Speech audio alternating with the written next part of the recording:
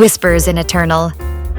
The city of Aeternal, capital of the House of Eternal, was unlike any place Nyra had seen in over a century of life. The streets buzzed with life, a symphony of hurried footsteps, bartering merchants, and the occasional distant clash of training swords. This city, renowned for its celestial architecture, stood as a testament to the passage of time and the unyielding will of the house that bore its name. Towering spires reached skyward, etched with runes that shimmered under the ever-changing hues of an enchanted sky. Bridges of translucent crystal arched over flowing streams of starlight, and every corner seemed to hum with the echoes of ancient magic. The Aeon Spire stood at the city's center, a monolith of shifting light that pulsed faintly with a rhythm like a heartbeat. It was the very core of travel, trade, and protection, allowing those strong in spirit or magic to traverse vast distances instantly and safeguard those within its close proximity. Vendors lined the main avenues, their stalls overflowing with rare trinkets, glowing potions, and exotic foods. Children darted through the crowd, laughing as they chased one another beneath banners bearing the insignia of different houses. The air was thick with the scents of roasted meats, spiced bread, and the faint metallic tang of magic. Performers juggled flaming torches or played haunting melodies on instruments carved from metal or wood, their talents drawing cheers from passers-by. Yet, amid the festive atmosphere, a tension lingered. Eyes watched, whispers carried, and every shadow seemed to hold a secret. Eternal was packed with people from every corner of Ignis, all converging for the family race, the grand event that promised glory, legacy, and a place among the families. Nyra's heartbeat faltered as she absorbed the chaos, but she couldn't deny its beauty or its danger. A century of life had taught her to appreciate the quiet, the predictable. Eternal, with its seething crowds, had made her feel uneasy, but she masked it well, as always. The room they'd secured at the Gilded Compass Tavern felt almost suffocating in contrast to the sprawling city outside. 4 beds had been crammed into a space that barely seemed large enough for 3, their frames pressed tightly together in a single row. A table meant for no more than 3 was now overwhelmed. Half covered with Joran's assortment of glass vials, their acrid contents giving off faint, biting fumes, and the other half strewn with Rena's mechanical contraptions, gears and wires spilling onto the worn floorboards. The mix of sharp chemical tang and the woodsy dampness of the aged walls created an almost oppressive atmosphere. Nyra leaned against the wall, her sharp gaze sweeping over her companions. As the one chosen to lead this time around, her unmatched experience with the family race making her the clear choice, she felt the weight of the group's trust pressing heavily on her shoulders. None of them had asked why she had entered every race for as long as anyone could remember, and she hadn't offered an explanation. For now, she focused on the task at hand, relying on her hard-earned understanding of the race's ever-changing nature to steady the group for the unpredictable challenges ahead. Joran, hunched over his vials, worked with meticulous care. His dark hair fell messily over his forehead, obscuring his intense, focused eyes. His fingers trembled slightly as he unstoppered another vial, releasing a scent that drew a small swarm of flies into the room. Does it have to be flies? Nyra asked, folding her arms. Her tone was neutral, but her distaste was evident. They're inconspicuous, Joran muttered, his voice tight. Beast bonding was rare, and his mastery of it even rarer. Yet every time he used it, Nyra saw the quiet pain it caused him. It was as though he hated himself for the control he exerted over the creatures, even as he knew it was necessary. Nyra felt a pang of something. Sympathy, perhaps, though she wasn't sure. Joran was stronger than he gave himself credit for, but she doubted he would ever see it. Rena leaned forward, a small device in her hand clicking softly as she adjusted its dials. The loose sleeve of her shirt shifted slightly as she worked, her movements practiced and sure. "What are you looking for?" she asked, her voice calm but curious, her attention flickering briefly between Joran and the mechanism in her hand. Anything unusual? Joran replied, his tone clipped as his focus deepened. His eyes glazed over as he tapped into the fly's shared perception, his breathing slowing. Nyra had seen this before. The stillness, the precision. Rena adjusted the small device in her hand, its faint hum providing a steady rhythm that seemed to center her. Her remaining hand worked deftly, fingers brushing against tiny dials and switches as if grounding her amidst the tension. Nyra watched her carefully, noting the way her gaze softened when she glanced at Joran. Rena's talent, Angel's Kiss, was both beautiful and terrifying. Anything she touched could become a marker, an untraceable signal that only she could follow. But it didn't stop there. Anything her marker touched, and anything it touched, would carry the same invisible trace, spreading like an infection through a chain of contact. It was the perfect complement to Joran's ability. While he could see through the eyes of his creatures, Rena could track their movements as points of light across an invisible map. Together, they could cover the vastness of Eternal with precision Nyra couldn't help but admire. Yet, she also envied their power, envied the clarity of their purpose. Boot camp was easier than this. Rena muttered, breaking the silence. Her voice was light, but the tension in her jaw betrayed her frustration. She toyed absently with the small device in her hand, its faint clicks filling the room as if grounding her thoughts. The race is never easy, Nyra said, her voice steady. It's designed to break people who aren't prepared. She nodded toward the gilded pamphlet discarded on the table, its ornate lettering promising glory while revealing little about the challenges ahead. If you can't figure out where to go, you don't deserve to compete. The conversation lulled. Nyra let her mind drift, her gaze fixed on the small open window. The sky outside was a vivid, cloudless expanse of blue, but it was the city's reflections that caught her eye.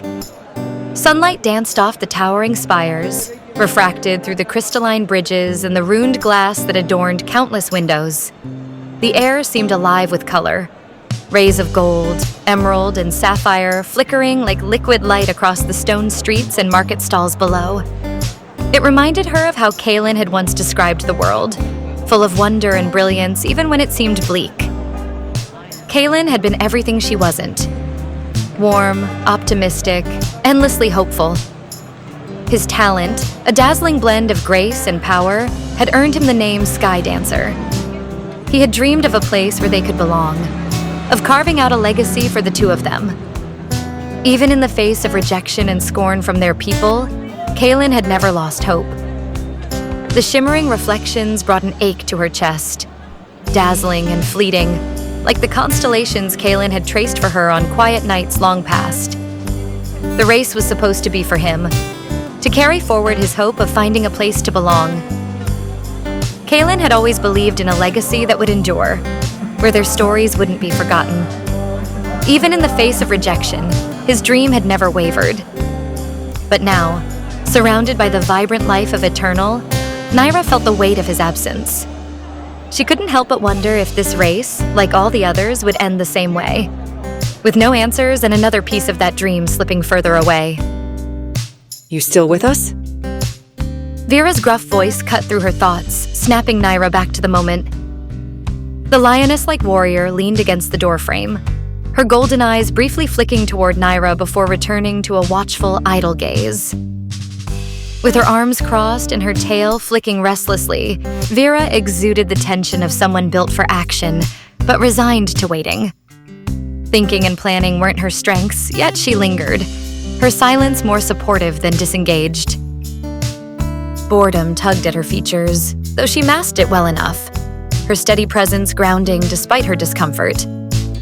Vera was a fighter through and through, impatient with stillness but loyal to the group's rhythm. Nyra blinked, her dark blue hair catching the sunlight streaming through the window, shimmering faintly with an almost ethereal glow. She shifted her focus, glancing at Vera's leonine features, sharp, unreadable, but always alert. Just thinking, Nyra replied, her voice calm. Vera didn't push, as always. It was one of the things Nyra appreciated about her, a quiet, unyielding strength that asked no questions but remained constant. The tension in the room snapped moments later. Joran stiffened, his hand twitching as his eyes glazed over, locked into the vision of his flies.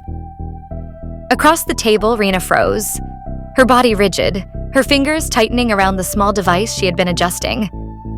The steady rhythm of her work ceased, and she clutched it as if to anchor herself. What is it? Vera asked, her tone sharp, a flicker of anticipation in her eyes as she stepped forward, ready for whatever might come. Nyra followed, her movements more measured, curiosity flickering across her face. Rina's voice was tight, urgent. A dot just disappeared, vanished in a blink, and then reappeared. Far, too far to track. And then it was gone again. Joran's eyes narrowed as his focus deepened. It wasn't normal teleportation. He said, his voice low. I saw it. The space around them, folded, like they were pulled through. Far enough that it feels impossible. Rina finished, her tone matching his gravity. Her expression was grim, her hand resting tensely on the table. Whatever that was, it wasn't anything ordinary. Nyra's heart quickened, but she remained outwardly composed. Every decision, every step, it all fell on her shoulders. Protecting her companions was her duty, and the weight of it was constant. Her thoughts drifted to Kaelin, her anchor in the storm of her long life. She wondered how he would have handled this moment. Calm and steady, offering her that easy smile that always made the impossible feel manageable. The memory began to take shape in her mind, almost comforting when... bang! The door flew open with such force it nearly slammed into the wall. Emma burst through, her arms laden with clattering mugs and precariously balanced plates, moving with all the grace of a wild boar in a porcelain shop. "Food and drink!" she declared triumphantly, her voice carrying through the room like a battle cry. The group collectively jumped, their tension snapping like a bowstring. All eyes turned to her, stunned. "What did I miss?" Emma asked brightly, her grin wide and oblivious as she plopped the plates down on the already crowded table. Joran exhaled sharply, his hand running through his hair. You nearly gave me a heart attack. Rina leaned back, shaking her head. Emma, your timing is impeccable, as always. Nyra's lips twitched into the faintest of smiles. Nothing. She said, her tone dry. You missed absolutely nothing. Vera straightened from her spot near the door, her golden eyes gleaming as they flicked to the mugs. Finally. She muttered, striding forward with purpose. I've been waiting for those drinks all day. Emma handed Vera a mug with a deliberate smirk and a playful wink. "Well then," she said cheerfully. "You're welcome!" Nyra watched the exchange, a quiet warmth settling over her. For now, they were here. Together. And for now, that was enough.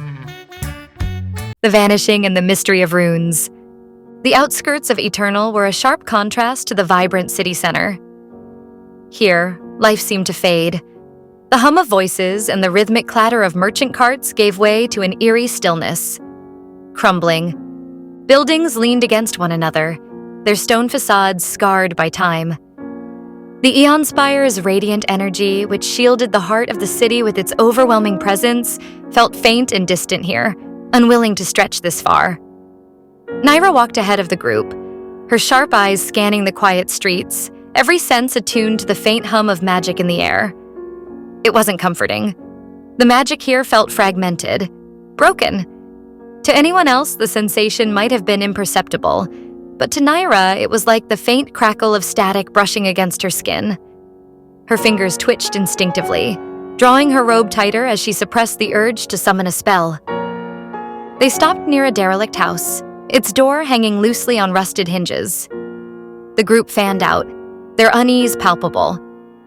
Despite the overcrowding in Aeternal, few dared to live this far out, where the wilderness loomed and shadows carried more than just darkness. Here, where the Eon Spire's reach faltered, creatures of the wild and horrors that thrived in the dark grew bold. It was a place for only the desperate. Nyra knelt where Joran and Rina had described, brushing her fingers lightly over the cracked and dusty floor. To the untrained eye, it was just another forgotten corner of the city, a patch of ground marked only by decay.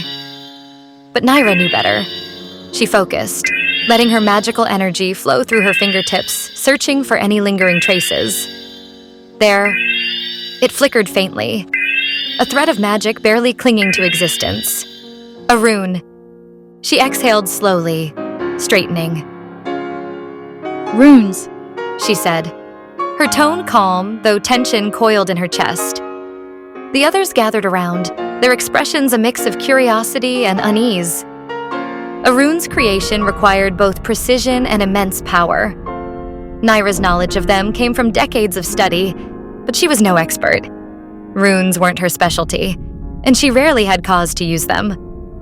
Rena stepped forward, eyeing the faint traces of the rune with curiosity. Runes, huh? They're powerful, no question, but they're not made for quick fights. Too much setup, too many conditions. I've used them in my work, crafting tools, enhancing weapons. But this... She gestured to the faint glow. Trap runes like this? They're something else entirely. They're precise, powerful, and a real pain to deal with if you're caught in one. Nyra nodded, her gaze fixed on the flickering edges of the rune. True. Once triggered, their effects are absolute. Whoever placed this knew exactly what they were doing. Her voice lowered as she studied the faint glow, the unease in her chest growing heavier. Trap runes like this don't happen by accident. Malara, She whispered, the name escaping her lips before she realized it. Vera's ears twitched, her sharp hearing catching the word. Her tail flicked as she growled low in her throat, the sound reverberating like a distant storm. Malara. The name hung heavy in the air, sending a ripple of tension through the group. Nyra's fingers clenched, her breath catching for just a moment. Malara. The name was etched into her memory with blood and failure. The sorcerer who had bested them with her flawless mastery of hidden trap runes. They hadn't even seen them coming. The fight had been over before it began, and Quillen's death still lingered as a scar none of them could heal. Malara. Joran echoed, his jaw tightening. Nyra forced herself to focus, shoving the memories aside. hidden runes like this can only be placed on immovable objects, walls, stone, earth, anything else, and they fail. That limits their use. But the real issue is this. Only the creator, or someone with a pact, can see runes clearly. A pact? Emma asked, her tone sharp with curiosity. Nyra glanced at her. A bond with an elemental or fairy, She explained. Magic users who form these bonds gain abilities far beyond normal spells. They can see and interact with things others can't, including runes of all types. But pacts are rare. Elementals and fairies are selective. They don't like long-lived companions. Her voice faltered slightly, bitterness creeping in despite her control. The words felt heavier than she intended, each syllable a reminder of the rejection and loneliness her long life had brought. She glanced away, her gaze falling to the ground as she tried to hide the sting of her own emotions. Always on the outside, always watching others find what she could never have. The ache of it settled deep in her chest. She wanted companionship, needed it, but time had taught her how fleeting it always was. Emma opened her mouth, likely to ask more, but Vera cut in. Enough thinking. The lioness growled, baring her teeth. Let's find something to fight. Rena chuckled, leaning against the crumbling wall with a wry smile. Not everything can be solved by your claws, Vera. Joran, still crouched near the rune, spoke next. We need someone with a pact. They're the only ones who can confirm if more runes are nearby. But how do we find them? Nyra answered, her voice clipped. Those who have a pact often bear a sigil somewhere on their body, but they don't advertise it. Emma crossed her arms, her brow furrowed in thought. I don't know if this rune thing is the answer we're looking for, She said, her tone hesitant. I've heard rumors, people talking about the race's starting point being somewhere else. There's been chatter about a place called Serenvale Cradle, deep in the Silver Pine Glades. Supposedly, some participants are already heading there. Sarenvale Cradle? Nyra repeated, as though turning the name over in her mind. It's an intriguing location, but the pamphlet clearly states that participants should gather in the capital city of the hosting family to begin. While the information is often vague, simple details don't lie. She recalled the pamphlet in vivid detail, the bold, elegant lettering across the top, proclaiming family race in gleaming silver ink. Beneath it, the words, "Proceed to the family capital. The race will commence there," stood stark and unyielding. The rest of the page showcased the grandeur of the city, its spires and streets painted with meticulous care. Nyra had collected all 36 pamphlets before the race, one from each family. Each bore the same instructions, but the accompanying imagery had always intrigued her. While the capital city of each family was featured prominently, there was always a secondary image, a mysterious location rendered in soft, dreamlike strokes. It had caught her attention before, but now Emma's words gave it new weight. On the House of Eternal's pamphlet, the secondary location looked almost like Sarenvale Cradle. Her heart tightened. She remembered Sarenvale Cradle from centuries ago, a place she had once wandered with her brother, Kaelin. The glades had been peaceful then, their beauty untouched by the ambitions of the world. The memory was faint but familiar, a flicker of a different time. Now, standing on the brink of uncertainty, she couldn't help but wonder if that connection held meaning, or if her mind was simply reaching for something steady. She shook the thought away. Whatever the truth, she had to remain firm. It would take at least 25 days to reach Sarenvale Cradle if we're lucky. Nyra said, her voice measured. And rumors like this can easily be spread to mislead, or for more nefarious reasons. Emma frowned, clearly wanting to press the point, but Joran spoke up, his tone calm but supportive. Nyra's right. Let's not waste time chasing rumors. Vera crossed her arms, nodding in agreement. We stick to the plan. Nyra felt a flicker of gratitude for their support, but it did little to ease the weight settling heavier on her shoulders. She couldn't afford to falter. Not now, not after centuries of chasing a dream that had always seemed just out of reach. Her thoughts turned to Kaelin, unbidden but vivid. His voice echoed in her mind, steady and full of conviction. We'll find it, Nyra. A place where we belong. A family. That dream had been his hope, his unshakable belief in something better. But now it was hers to bear alone. She clenched her fists, the ache of his absence gnawing at her resolve. I have to be firm. For him. For myself. For this group that feels like the closest I've ever come to belonging. Kaelin had carried that hope so easily, so brightly. Now she carried it too, even though it felt impossibly heavy. But she would not fail. She refused to. But it wasn't just for Kaelin anymore. Nyra was also doing this for Quillen, to uncover the truth behind the Accord and the secrets it guarded so fiercely, to seek justice and perhaps vengeance for the sacrifice that had cost Quillen's life. The thought burned within her, sharpening her resolve like a blade against stone. Rena, leaning casually against a crumbling wall, yawned. You all take this so seriously? She said with a smirk. It's just a game. If we lose, we lose. No big deal. Joran and I happen to have a last name already. Emma spun toward her, her voice sharp. It's not just a game, Rena. This is a chance to win something that... Joran sighed, cutting Emma off with a raised hand. Rena, that's not how it works here. You know last names from Earth don't mean anything in Ignis. Rena shrugged, her grin widening. Doesn't stop me from being ahead of the curve. Emma opened her mouth to argue, but Joran shot her a look that made her pause. Let it go, Emma. Joran said gently. Emma's jaw tightened, but she exhaled sharply, her words barely a mutter. Fine, whatever. Her glance at Joran lingered for a moment, her frustration giving way to something softer. Nyra noticed the shift but said nothing. Joran, as usual, remained oblivious, his calm demeanor frustratingly unshaken. I don't care where we go. Rena said, stretching lazily. I'm just here because Emma dragged me into this madness. You pick, and I'll follow.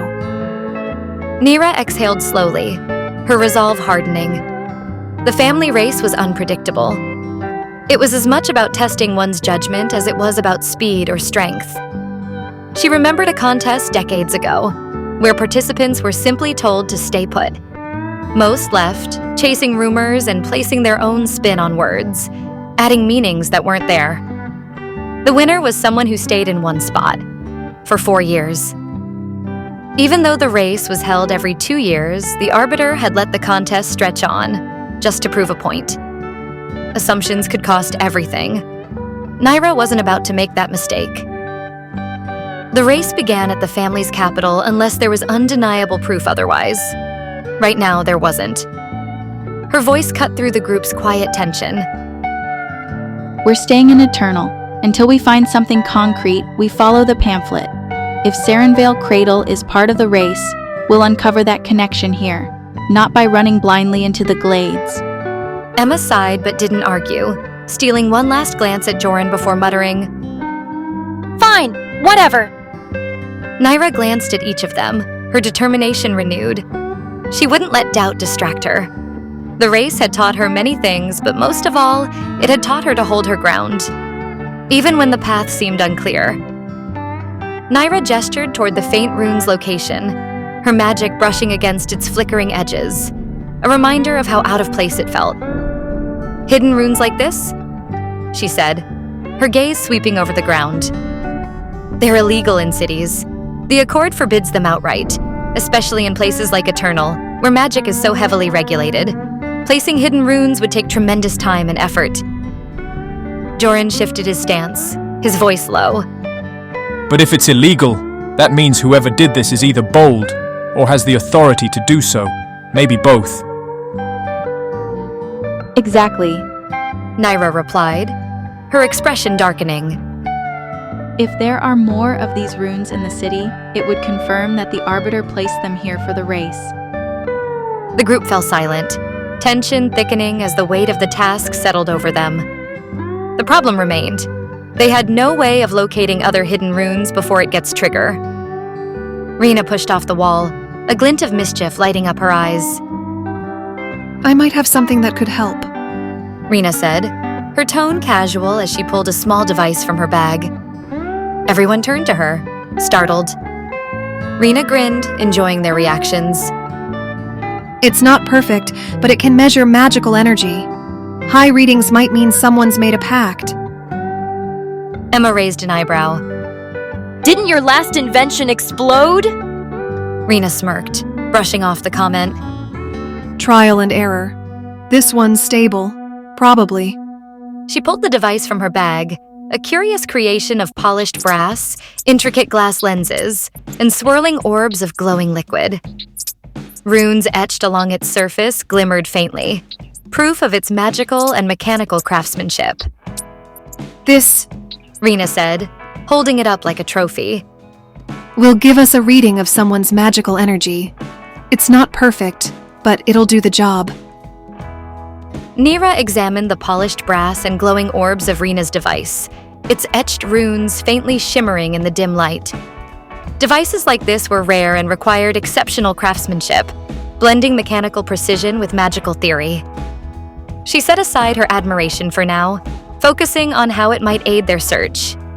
The device quantified magical energy on a scale measured similarly to seismorifts by powers of 10, with no theoretical ceiling.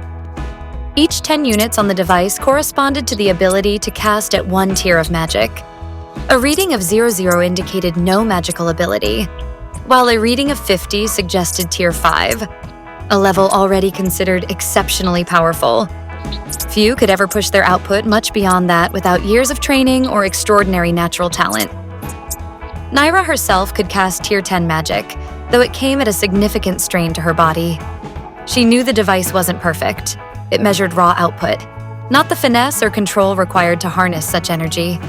Power without mastery was dangerous, a lesson she'd learned long ago. A pact could have changed everything. With it, Nyra's potential would expand beyond natural limits.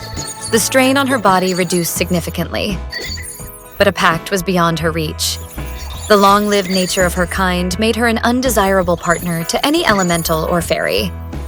She shook the thought away, hiding the bitterness behind her usual calm expression. Emma broke into her thoughts with a pointed question. So we're just going to search the city for someone with high energy? What happens when we find them? Nyra answered without hesitation. We confirm if they've made a pact. If that fails, we consider other options, even if it means buying a detection artifact. Joran sighed, standing and brushing off his hands. Let's hope this doesn't cost more than gold.